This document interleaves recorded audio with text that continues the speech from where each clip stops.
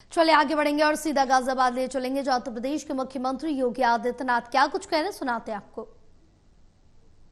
पहली स्वच्छ सिटी के रूप में गाजियाबाद का नाम आ रहा है और आज गाजियाबाद की नहीं सब बातों को लेकर के आज से 10 वर्ष पहले कोई सोचता नहीं था कि गाजियाबाद 12 लेन के ग्रीनफील्ड एक्सप्रेसवे के साथ जुड़ेगा।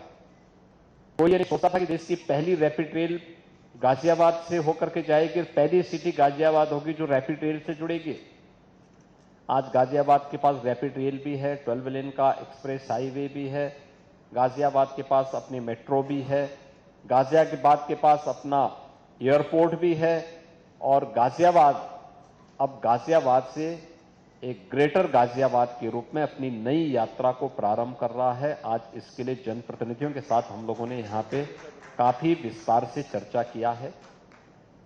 यहाँ पे सभी संस्थाओं ने अपने स्तर पर अच्छे कार्य किए हैं, जिसमें हमारे कुछ नए इनिशिएटिव ग्रेटर गाजियाबाद की देश से आगे बढ़ाने के साथ ही यहाँ पे खोड़ा, लोनी, मुरादनगर, इन सब को लेकर के ग्रेटर गाजियाबाद नगर निगम का पार्ट बनाने और एक बृहद कार्य योजना इसके विकास की आगे बढ़ाने के लिए हम लोगों ने कहा है।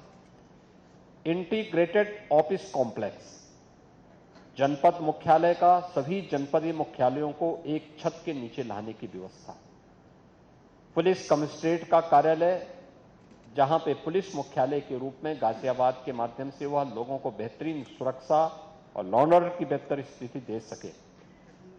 बाबा दुग्धेश्वर नाथ मंदिर के कॉरिडोर के निर्माण की कार्रवाई हो या फिर यहां के विकास और बुनियादी सुविधाओं से जुड़े हुए सभी कार्यक्रम, जैसे बीसीसीआई यहां पे बहुत पहले स्टेडियम बनाने के लिए एक लैंड ली थी, काम नहीं आगे बढ़ पाया।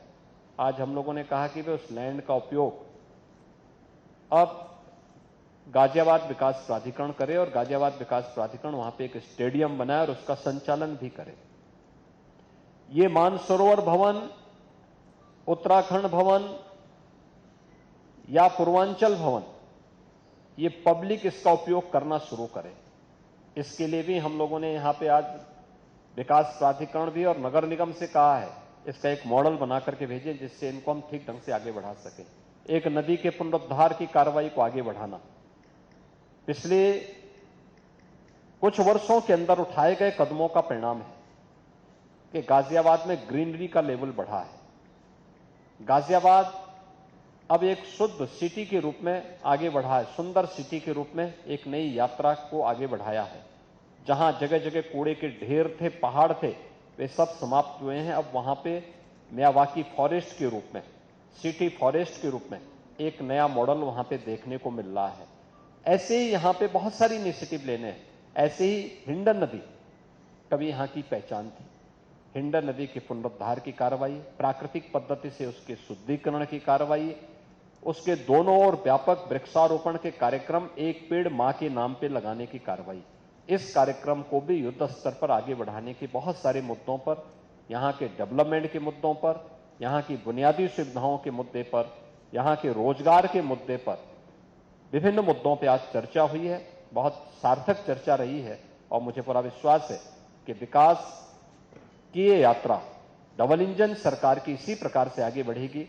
जनप्रतिनिधियों के सुझाव और उनके द्वारा ले जाने वाली कोई भी इनिशिएटिव को प्रशासन जमीनी धरातल पर उतारने का काम करेगा।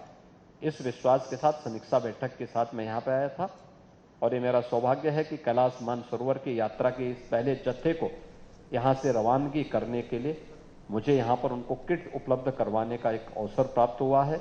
मैं एक बार फिर से इन सभी तीर्थयात्रियों के प्रति अपनी मंगलमय शुभकामनाएं देता हूँ। इनकी